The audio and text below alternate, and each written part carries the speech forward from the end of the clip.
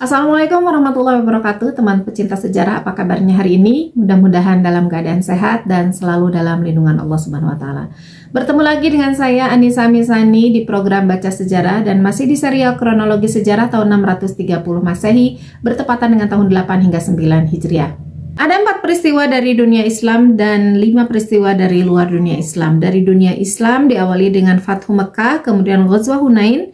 Yang ketiga adalah Ghazwah Taif dan yang keempat adalah kematian Ibrahim putra Rasulullah SAW. Dari luar dunia Islam, yang pertama adalah pengembalian relik Cross ke Yerusalem oleh Heraklius. Yang ketiga, dekret Heraklius bahwa semua Yahudi harus masuk Kristen. Yang ketiga, penobatan Boran atau Puran sebagai Ratu Persia. Dan yang keempat datang dari India, di mana pemerintahan Mahendrawarman I berakhir dan dimulainya pemerintahan Narasimhawarman I dari dinasti Pallava. Dan teman-teman pecinta sejarah, kita masuk ke bahasan pertama, yaitu Fathu Mekah bagian ketiga. Kali ini yang kita bahas adalah bertemunya Abu Sufyan atau datangnya Abu Sufyan ke Madinah untuk bertemu dengan Rasulullah SAW. Di buku kelengkapan tarikh Nabi Muhammad SAW yang ditulis oleh Munawar Khalil, materi ini ada di halaman 517 dengan judul Abu Sufyan berangkat ke Madinah dan pertemuannya dengan Nabi SAW. Kemarin kita sudah membahas sudah sampai di bahasan bagaimana kepanikan orang-orang Quraisy setelah mereka mengetahui bahwa malam harinya itu Bani Bakar, kabilah yang berkoalisi dengan mereka di perjanjian Hudaybiyah, ternyata telah berkhianat melakukan pembunuhan terhadap Bani Khuza'ah, di mana Bani Khuza'ah ini adalah sekutu dari Madinah, dari kaum muslimin di perjanjian Hudaybiyah. Kepanikan ini menghasilkan satu keputusan, menghasilkan satu musyawarah yang memutuskan bahwa harus ada yang merevisi dan menguatkan perjanjian Hudaybiyah. Dan diutuslah orang tersebut, salah satu pimpinan dari Quraisy, yaitu Abu Sufyan. Maka setelah keputusan itu keluar, berangkatlah Abu Sufyan menuju Madinah. Ketika sampai di suatu tempat yang bernama Usfan, ia bersua dengan Budail bin Warqa. Masih ingat ya, Budail bin Warqa adalah salah satu pimpinan Bani Khuza'ah yang melaporkan kejadian pengkhianatan Bani Bakar itu kepada Rasulullah SAW dengan sangat detail. Jadi beliau melaporkan tentang peristiwa tragedi pengkhianatan yang dilakukan oleh Bani Bakar itu dengan sangat-sangat detail kepada Rasulullah. Kronologinya beliau ceritakan, peristiwanya seperti apa, pelakunya siapa. Dan Budail bin Warqa ini dalam perjalanan pulang dari Madinah setelah melaporkan kejadian tersebut. Budail bin Warqa tidak berangkat sendiri ya, tentu bersama beberapa orang. Ketika bertemu, Abu Sufyan itu curiga dengan Budail bin Warqa. Kan orang-orang Quraisy itu tidak tahu kalau Bani Khuza'ah sudah melaporkan bahwa Rasulullah SAW, bahwa informasi tersebut sudah sampai kepada Rasulullah. Ia mencurigai Budail bin Warqa pulang dari Madinah untuk melaporkan kejadian tersebut. Sehingga ketika berpapasan tersebut, Abu Sufyan bertanya kepada Budail bin Warqa, "Engkau datang dari mana?" Budail menjawab, "Aku pergi ke kampung Khuza'ah.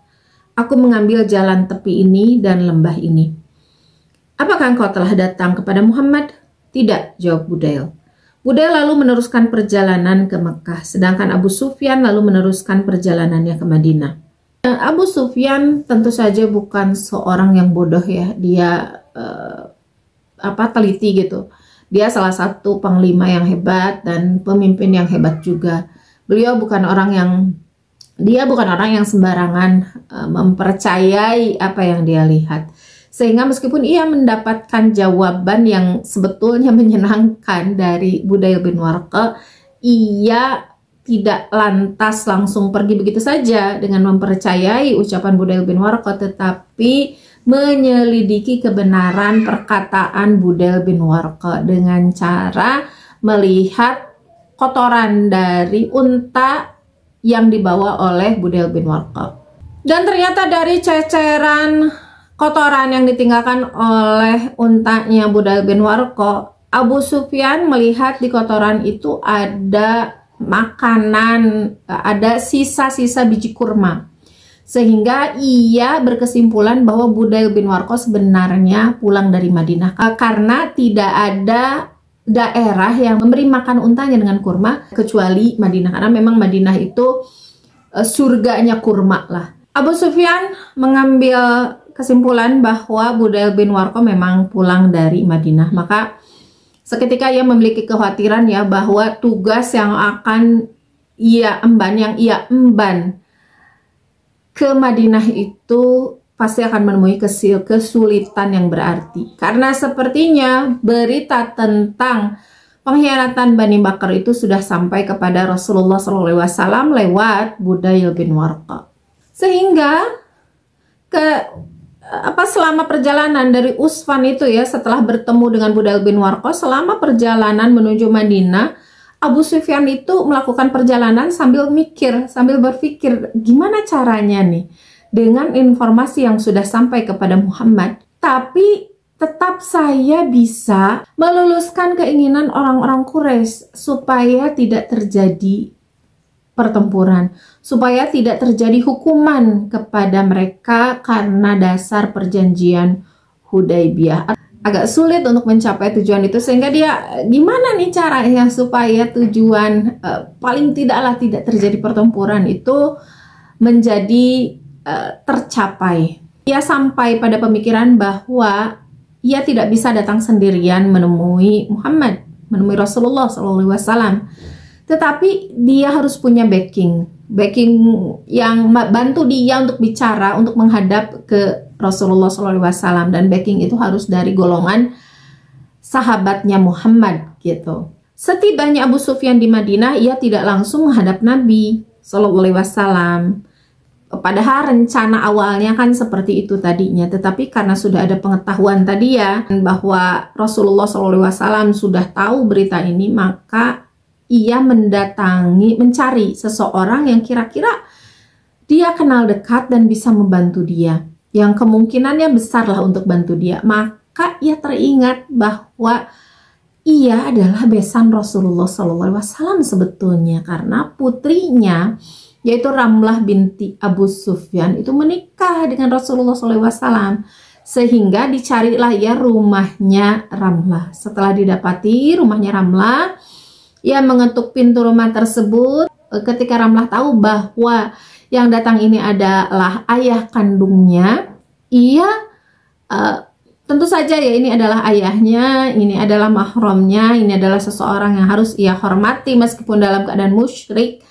Maka dia membuka pintu dan mempersilahkan ayahnya untuk masuk.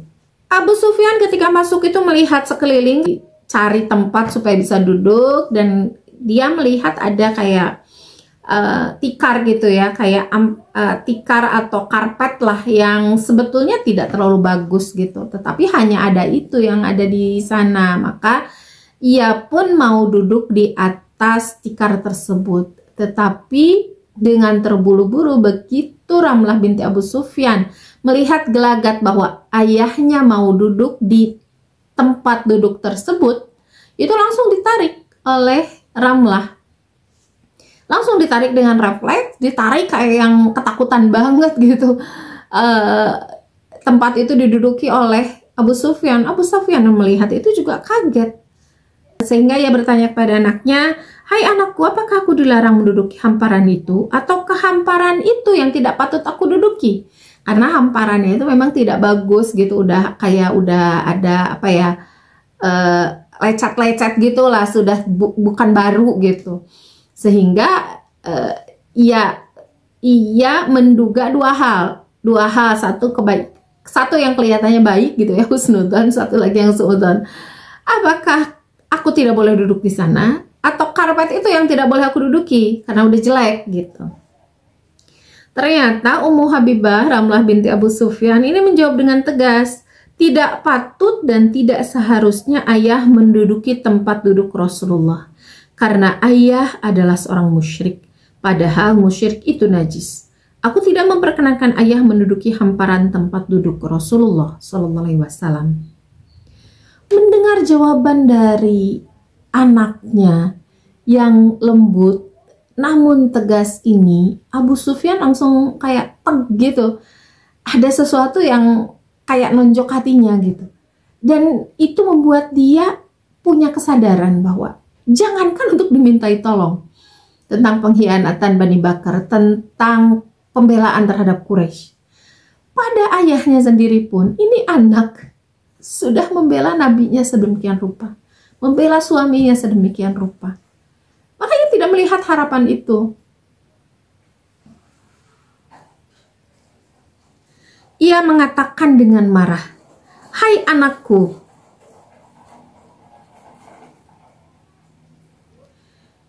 hai anakku, demi Allah kamu pasti mendapatkan kecelakaan nanti di belakang hari." Lalu sambil berkata demikian, ia keluar meninggalkan rumah Ummu Habibah. Lalu ia berjalan mencari Nabi SAW.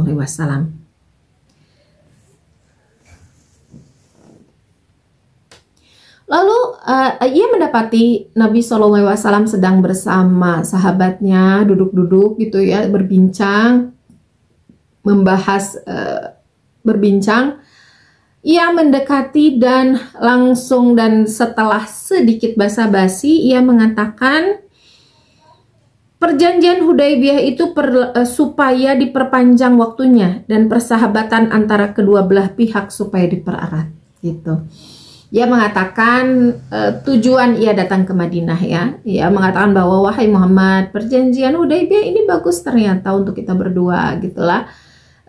Kemudian ini untuk keberlangsungan dua dengan tidak terjadinya peperangan, maka kehidupan damai dan sebagainya. Lalu akhirnya dia mengatakan maksud kedatangannya itu ya, jadi karena ini bagus wahai Muhammad, ayo perpanjanglah, kita perpanjang perjanjian Hudaybiyah ini menjadi berapa tahun lah, jangan 10 tahun gitu.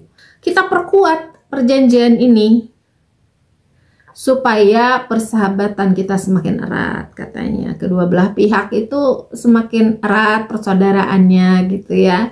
Rasulullah SAW mendiamkannya. Beliau tidak menjawab satu kata pun perkataan dari Abu Sufyan. Jadi dari sejak datang sampai terakhir tadi itu dia mengatakan maksud tentang perjanjian Hudaybiyah ya. Abu Sufyan aja gitu yang nyerocos ngomong. Rasulullah SAW tidak menimpali satu kata pun. Melihat gelagat itu, Abu Sufyan langsung ngeh bahwa oh iya, ini berarti reaksi Muhammad yang ini berarti dia sudah tahu bahwa Bani Bakar berkhianat. Tentu berita dari Budail bin Warqa ini sudah sampai kepada Muhammad.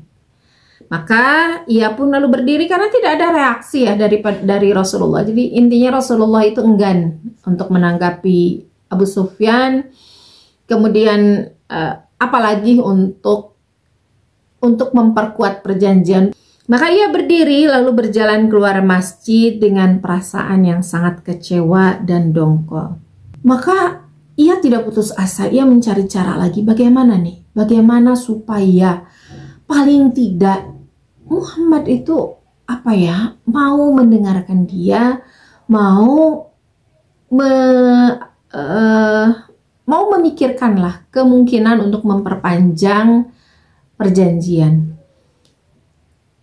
Ia lalu teringat dengan sahabat dekat dari Rasulullah SAW. Nah, mungkin kalau lewat orang ini, orang yang disayangi oleh Rasulullah SAW, sahabat dekatnya, mungkin itu ada peluang. Maka ia datang kepada Abu Bakar radhiyallahu anhu.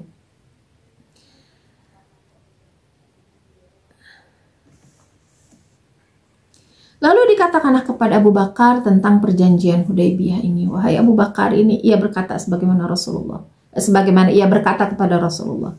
Wahai Abu Bakar, kamu ingat dengan perjanjian Hudaybiyah kan? Dan ini 2 tahun ini kita merasakan kedamaian yang luar biasa.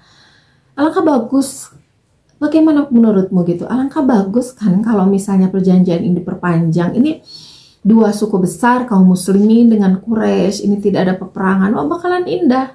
Jadi ya kita perpanjang lah. mintalah pada Rasulullah untuk memperpanjang perjanjian. Meskipun Abu Bakar itu menanggapi ya, tapi tanggapannya itu ternyata negatif. Abu Bakar jelas-jelas menolak keinginan dari Abu Sufyan.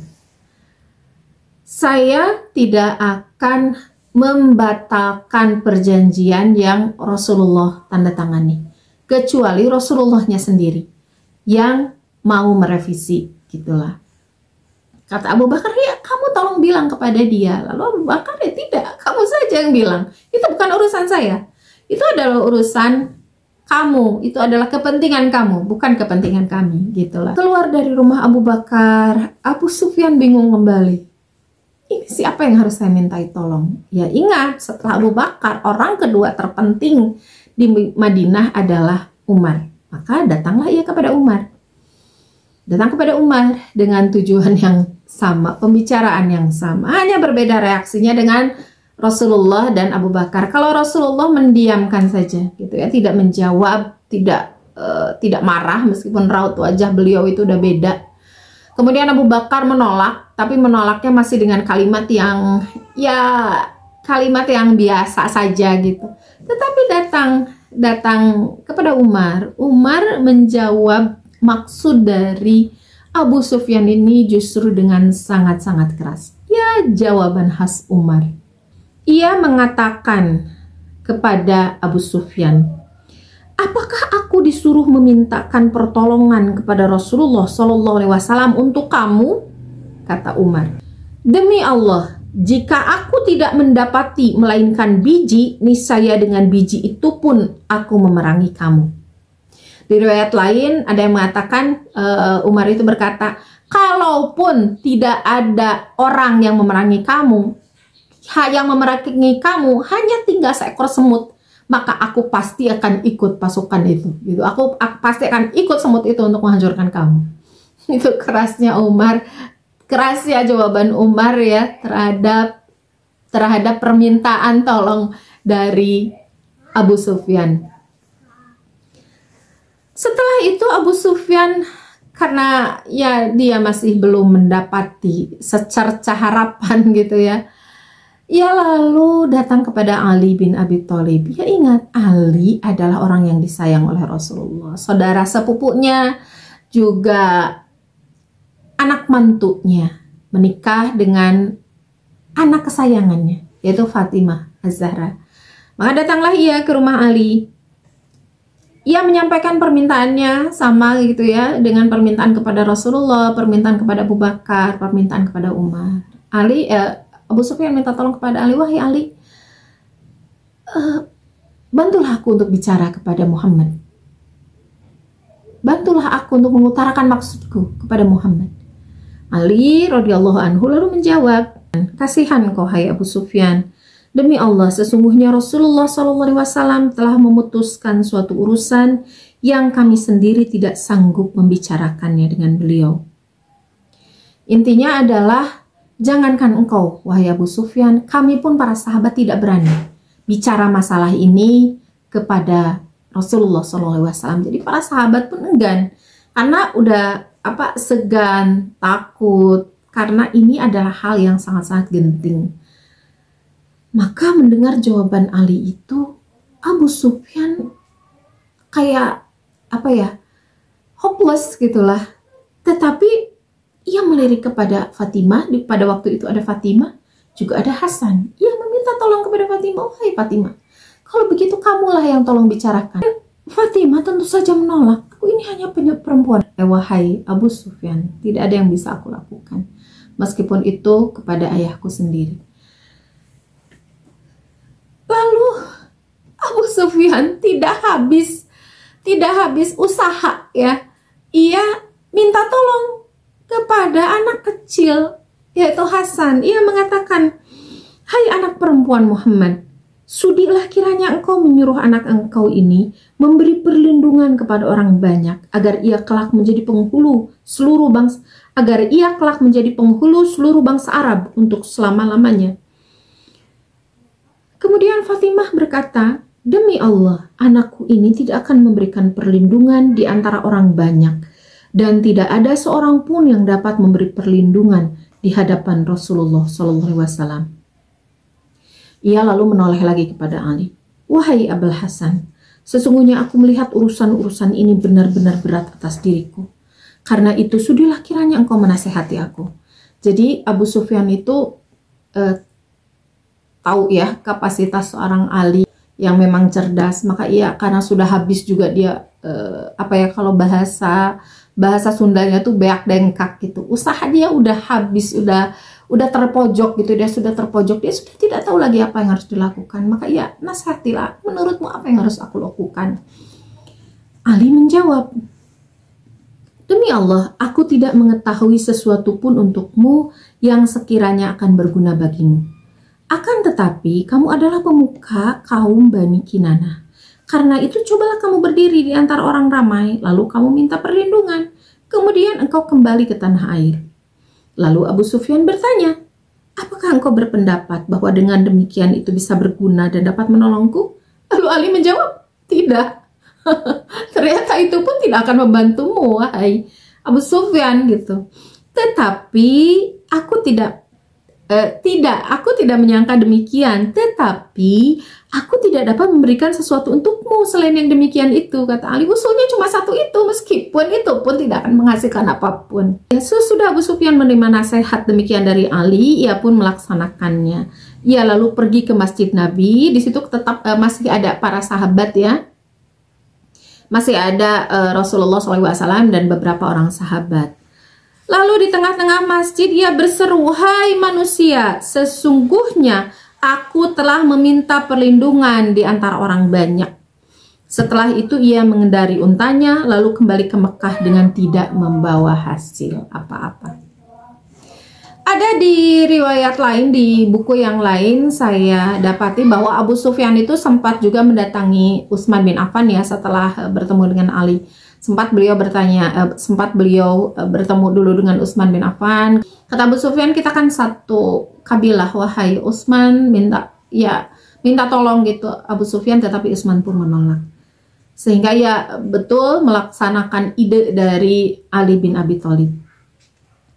Dan teman pecinta sejarah, sampai halaman 520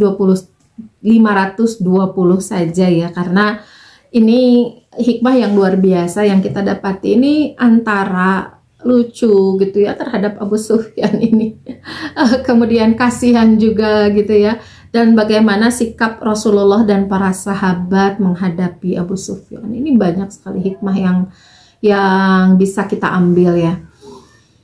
Dari sini kita bisa melihat ya bahwa orang yang putus asa itu, pernah dengar ya istilah kalau orang sudah tenggelam gitu dan putus harapan, tidak ada lagi yang bisa dilakukan. Ilalang pun, rumput pun yang sedang yang mengalir di sungai itu ia tarik untuk bisa menahan badannya gitu supaya tidak hanyut gitu. Ini juga yang terjadi pada Abu Sufyan. Ini juga yang terjadi pada Abu Sufyan. Abu Sufyan sudah tidak tahu apa yang harus dia lakukan, sehingga apapun dia lakukan. Ya, ini seorang pemimpin besar ya. Ini salah satu di satu sisi ini adalah pujian sebetulnya untuk Abu Sufyan, tapi di salah satu kita jadi ingin tertawa juga gitu melihat bagaimana putus asanya seorang Abu Sufyan. Padahal Abu Sufyan itu orang yang tidak pernah bersikap seperti ini gitu. Dia ini orang yang banyak perhitungan, dia orang yang teliti, dia pimpinan perang yang, jadi kalau kira-kira ini bakal kalah, dia tidak akan melakukan pertempuran. Ia sangat-sangat perhitungan gitu. Tetapi dalam hal ini seolah-olah akalnya itu sudah habis. Dia akalnya sudah tidak bekerja. Apapun ia lakukan, apapun segala kemungkinan, sekecil apapun kemungkinan itu akan ia lakukan. Dia sampai anak kecil saja, Hasan bin Ali, dimintai tolong. Wah, Fatimah, bawalah Hasan ini bertemu Rasulullah, mintakan ia supaya ia bisa melindungi kami gitulah. Seorang anak kecil dia mintai tolong. Ini saking udah ketutup gitulah. Ini saya harus bagaimana lagi? Tetapi di satu sisi ini juga pujian buat dia, bahwa saking inginnya tujuan tercapai gitu ya, saking tidak inginnya dia menerima mendapati kehancuran Quraisy, ia sampai bersikap seperti itu. Sampai ketika ia sudah tiba di Madinah, ketika ia sudah tiba di Mekah, ia memberikan hasil kan ya, memberi tahu para pimpinan Quraisy bahwa ia tidak berhasil melakukan negosiasi terhadap Muhammad gitu. Ia ceritakan apa yang sudah ia lakukan. Kemudian ia menceritakan juga bahwa terakhir ia bahkan melakukan usul yang Ali berikan gitu. Usul dari Ali bin Abi Thalib yang memberikan ide gitu supaya dia bersikap seperti tadi. Hal itu tentu teman-teman pimpinan Quraisy yang lain itu heran. Engkau melakukan hal itu, wahai Abu Sufyan? Engkau sungguh sudah dipermainkan oleh anak itu gitu. Maksudnya kan Ali masih muda lah gitu. Kok bisa-bisanya kamu dipermainkan oleh dia gitu. Tetapi Abu Sufyan tidak merasa itu dipermainkan gitu ya. Ia harus mencoba segala kemungkinan. Meskipun rasa-rasanya itu sangat-sangat memalukan. Ini tanda-tanda ya seorang Abu Sufyan sampai seperti itu, tanda-tanda bahwa benar-benar kepanikan ada di puncak. Ada di puncak kepala mereka, di ubun-ubun mereka, benar-benar mereka kebakaran jenggot, sehingga kesana kemari gitu tidak jelas apa yang dia lakukan gitu. Yang pasti dia hanya ingin api di jenggotnya itu padam gitu. Dan itulah yang dilakukan oleh Abu Sufyan. Tapi kalaupun Ali memberikan ide dengan bercanda seperti ini, ya memang karakter Ali ya, maksudnya beliau itu tidak bisa membawa sesuatu yang serius menjadi ya udahlah coba saja gitu. Ya bisa saja itu berhasil meskipun kemungkinannya ya tidak ada sebetulnya gitu. Tapi ya kalau usaha coba aja lah gitu, kata Ali. Memang tidak strike sahabat-sahabat yang lain gitu. Tetapi Ali tetap tahu batas ya, karena dia sama sekali tidak mau menolong Abu Sufyan karena tahu bahwa Rasulullah SAW dalam hal ini sudah bersikap sangat-sangat tegas sehingga siapapun tidak akan bisa membantu Abu Sufyan. Kemudian ya itu sikap Ali, sikap para sahabat ini menggambarkan bahwa mereka sudah paham ya dengan Rasulullah SAW. Dari raut mukanya kan mereka sudah tahu, meskipun Rasulullah SAW ini belum menginformasikan kepada para sahabat apa yang mereka lakukan, apa yang akan Rasulullah lakukan gitu. Jadi Rasulullah SAW baru menyuruh gitu para sahabat untuk bersiap-siap, mempersiapkan segala sesuatunya untuk berperang. Tetapi kan tidak ada info ini perang akan kemana gitu, kita akan berangkat kemana, karena kan informasi tentang Budail bin Warqa, informasi tentang pengkhianatan Bani Bakr itu hanya didengar oleh segelintir sahabat saja yang ada di masjid pada saat itu ketika Budail bin Warqa memberitahu. Tetapi kan tidak oleh Rasulullah langsung dikip berita itu, dan masyarakat Madinah tidak ada yang tahu. Tetapi justru dengan diamnya Rasulullah SAW, kemudian raut muka Rasulullah SAW yang terlihat sangat-sangat sedih ya. Ini para sahabat-sahabat dekat itu tidak berani, tidak ada yang berani bertanya, wahai Rasulullah, apa yang kita lakukan apa yang akan kita lakukan untuk menghukum Bani Bakr gitu. Itu tidak ada yang berani bertanya. Tidak ada juga yang berani mengatakan apalagi bertanya lebih dalam tentang taktik dan sebagainya gitu. Ini kita dapat bocoran dari perkataan Ali ya. Ali bin Abi Thalib mengatakan, sesungguhnya Rasulullah telah memutuskan sesuatu urusan yang kami sendiri tidak sanggup membicarakannya dengan beliau. Jadi tahu para sahabat itu ini adalah goncangan yang cukup keras gitu bagi kaum muslimin. Maka saking kerasnya mereka tidak berani bertanya ada apa gitu. Tidak berani bertanya apa yang akan dilakukan gitu. Mereka tahu akan ada yang dilakukan tetapi tidak tahu apa itu dan tidak tahu kapan akan dilaksanakan, dan mereka tidak bertanya karena ya itu tadi, saking segan gitu melihat reaksi Rasulullah yang demikian. Dan mereka tahu kondisi ya, kapan mereka bisa bercanda dengan Rasulullah, kapan mereka bicara serius, bertanya. Tetapi mereka juga tahu diri kapan saatnya mereka diam gitu. Ini yang kadang-kadang kita ini tidak paham adab seperti ini ya. Kita kadang bertanya, jangankan kepada orang penting ya, ini kan bicara terhadap Rasulullah, jangankan kepada orang yang penting, pada orang yang sesama kita saja gitu, kita bermuamalah dengan teman, kadang-kadang kita suka tidak tahu tempat buat nanya gitu, tidak tahu situasi. Kadang-kadang masih saja ada yang bertanya, misalnya, kapan kamu nikah, kepada orang yang belum nikah. Kapan nih punya anak, udah 2 tahun nikah kok belum punya anak. Nanya kapan punya anak kepada orang yang belum dikaruniai anak. Nanya, kamu belum bekerja, kapan kamu kerja, pada orang yang belum dapat pekerjaan. Ini kebiasaan dasar, adab dasar yang seharusnya kita miliki, tetapi kita belum memiliki itu. Apalagi di level para sahabat ini ya, yang masalahnya serius gitu. Di keseharian yang sederhana saja kita masih kerepotan gitu, masih belum paham mana yang bisa kita tanyakan, mana yang tidak bisa, mana yang bisa kita, kapan saatnya kita bertanya, kapan saatnya kita diam, kapan saatnya kita memberi nasihat, kapan saatnya kita menerima nasihat.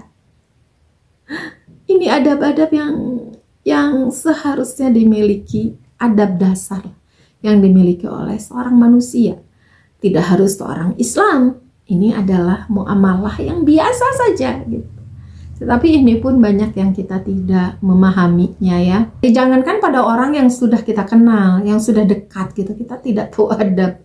Kepada orang yang belum kenal pun kita masih seperti itu. Saya suka lihat ya di kolom komentar itu orang-orang tuh memberikan usul, memberikan nasihat, bertanya apa, bicara apa gitu kepada satu orang yang membicarakan sesuatu tanpa, atau berita atau pakaian gitu ya, semuanya dikomentari.